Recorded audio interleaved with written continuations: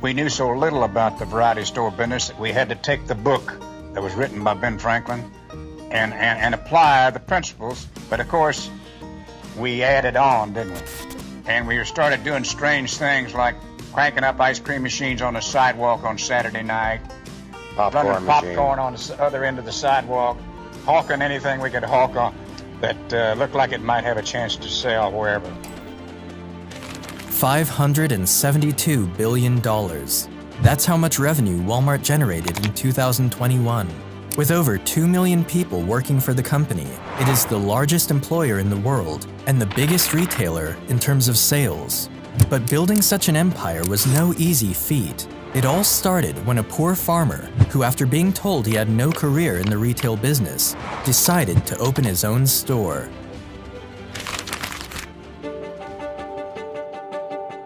Sam Walton was born on the 28th of March, 1918, in Kingfisher, Oklahoma.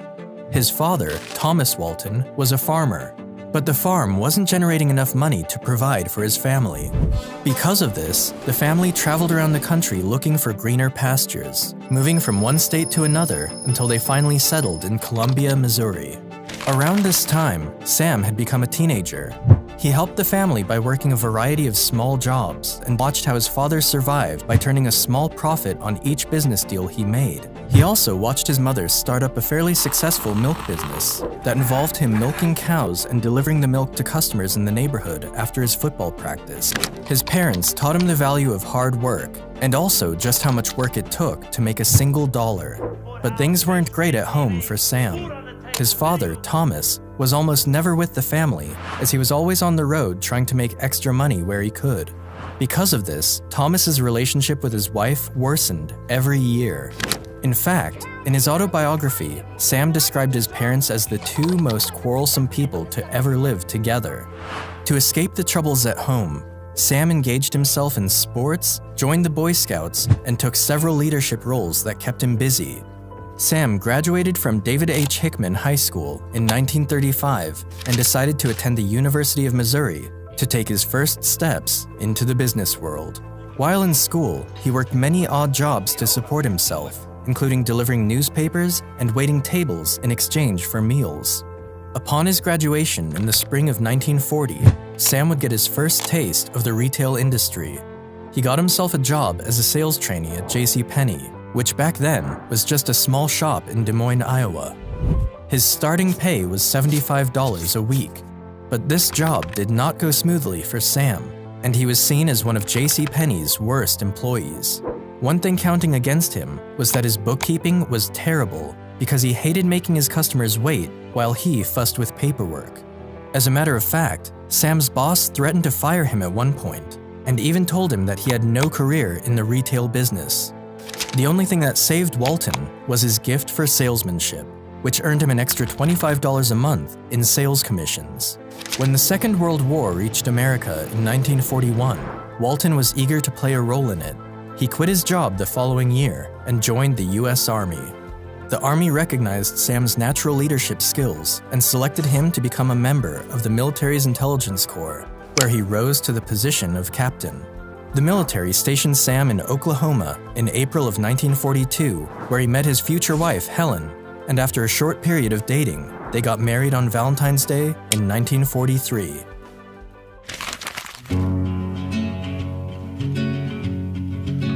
By the time the war was over, in 1945, Walton had a wife and child to support, and so he decided to start up his own retail business. With a $20,000 loan from his father-in-law and $5,000 from his own savings, Sam bought a Ben Franklin store in Newport, Arkansas. It's important to note that millions of small stores had failed during the course of the 20th century in America, and when Sam bought this particular store, it was losing a lot of money. Not only did Sam invest in a store that wasn't bringing in much money, but he was also paying far too much for it. The rent for the store was 5% of the sales, and initially, this sounded fine to Walton. But after signing the lease, he discovered that it was the highest rate anybody had ever paid for a variety store business. Despite all of his obstacles, Sam succeeded beyond everyone's expectations.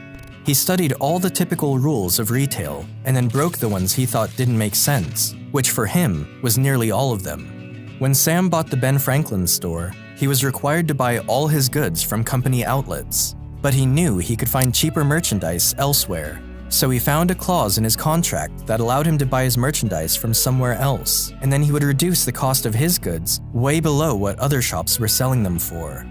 He made his profit on volume rather than margin, but it took him nearly a decade to fully appreciate the power of that idea. Nothing Sam did was extraordinary, neither was he a genius. And while there's no question that he was business smart, the real reason for his success was his main policy: to make the lives of his customers easier. And because he did that, more and more people bought from him. Once things were going great for Sam and his business, he asked his brother Bud to join him, and together, they were able to run the store more smoothly. The Butler brothers, who owned the store Sam had leased, were not happy with the fact that the Waltons were getting their merchandise elsewhere, but they couldn't say much about it because the numbers Sam was generating were unmatched anywhere. His sales had increased by more than 45%, reaching $105,000 in his first full year of ownership. The following year, the number increased again to $140,000, and by the third year, his sales increased by another 25%, reaching $175,000. After only 3 years in the business, Sam was able to repay the $20,000 loan his father-in-law gave him in full. And 2 years later, Sam had become the leading variety store owner in Arkansas, and likely in the neighboring states as well. But the truth is, it wouldn't matter anyway, because the business was destined to fail.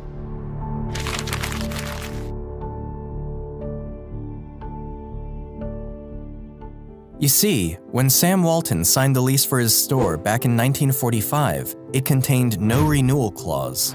Options to renew were typically standard features of leases.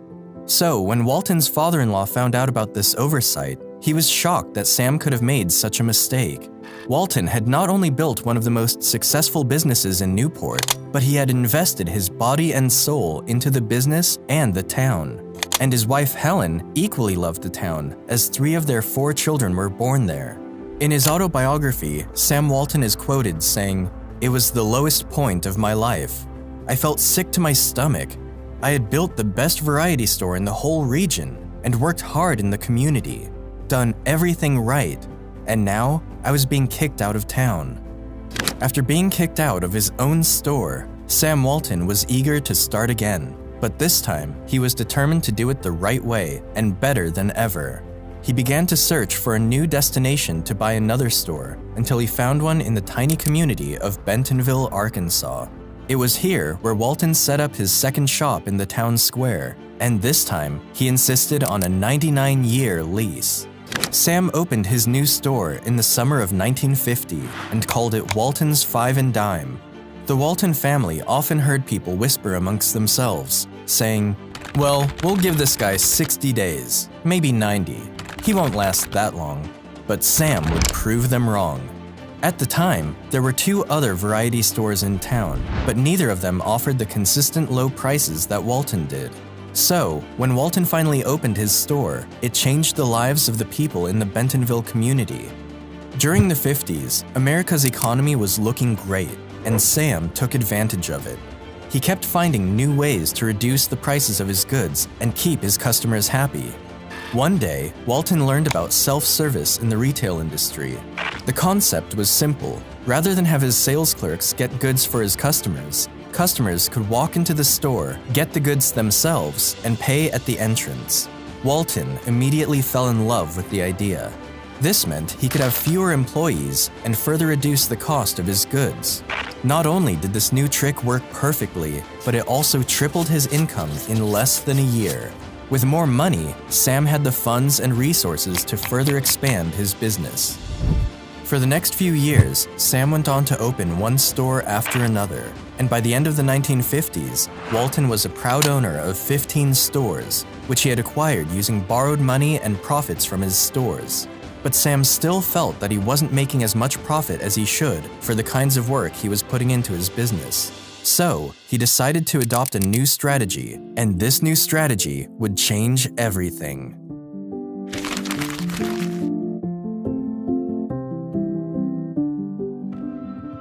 We exist to provide value to our customers, which means that in addition to quality and service, we have to save them money.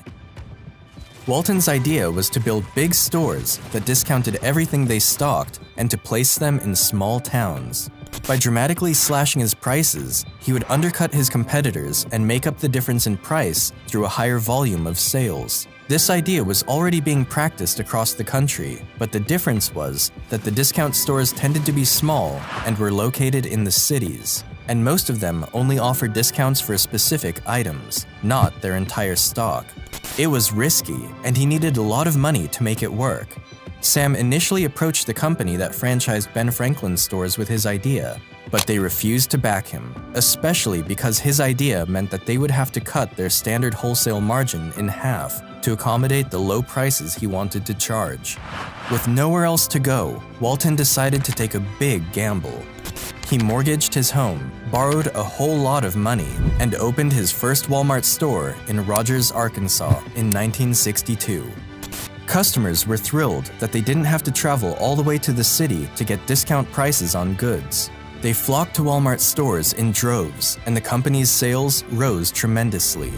In those years, Sam kept learning from his competitors and developed new ways to further reduce the prices of his goods. He replaced the wooden shelves in his stores with metal ones, as they were cheaper and more durable.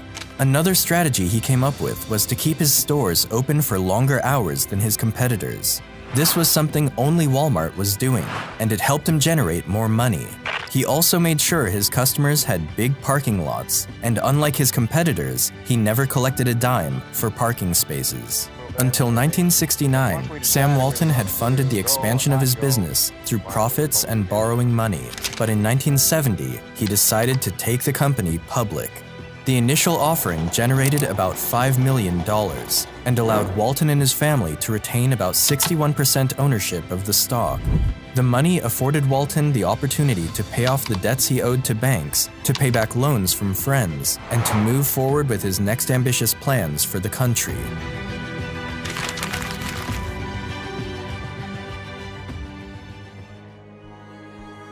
Between 1970 and 1971, Walmart added 6 more stores, followed by another 13 stores in each of the next 2 years, then 14, and then 26.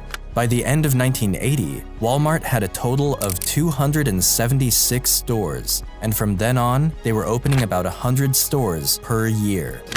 Sam believed that the rapid growth of Walmart didn't just come down to their low costs that attracted customers, but was also due to the work of his close associates. Sam made his associates partners and made sure that they benefited from cash bonuses and stock options, and this gave them a chance to take part in the growth of his business. Walton also made sure that his stores were close to warehouses in order to permit one-day delivery of goods, while also minimizing advertisement costs. Another innovation was the decision to buy directly from manufacturers rather than through wholesalers, which allowed him to lower his prices even more. By the end of the 1970s, Walton had built his store into the fastest-growing and most influential force in the retail industry. Things were going so great for the company that one investor who bought $1,650 worth of Walmart shares in 1970 saw his shares rise over $700,000 by 1987. In 1983, Walton made another terrific business move. He launched the first of his Sam's Wholesale Clubs, which were aimed at small business owners and others who wished to buy goods in bulk. Once again, Walton had struck gold, and by 1990, Walmart had more than 1,000 stores and 150,000 employees working for the company. But Sam had his fair share of people and groups who disliked him and his retail business. He has often been criticized for competing with small retailers and putting them out of business. Sam Walton himself acknowledged this by saying, "The small stores were just destined to disappear, at least in the numbers they once existed, because the whole thing is driven by the customers, who are free to choose where to shop." Sam Walton died on the 5th of April, 1992. He was 74 years old, and at the time of his death, Walmart had annual revenues exceeding $104 billion. Today, Walmart has grown to over 10,500 stores and generates well over $500 billion in revenue per year. That's all for today. Hope you enjoyed the video, and don't forget to like and subscribe. Until then, I'll see you next time.